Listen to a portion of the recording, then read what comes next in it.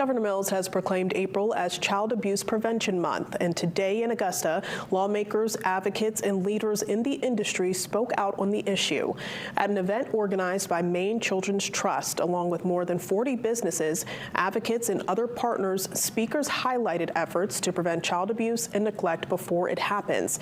The event specifically recognized the Maine Prevention Council, with offices across the state and Maine Families Home visiting programs. Two lawmakers also spoke about the impact of the programs and the importance of continued resources and support. Child abuse prevention is possible by strengthening communities with trusted resources. When families can rely on their community for help in times of need without judgment, more families ask for help and children can be nurtured. Families know that they have somewhere to go. Maybe they just need diapers. Maybe they just need daycare. Maybe they just need somebody to help them understand why the baby keeps crying.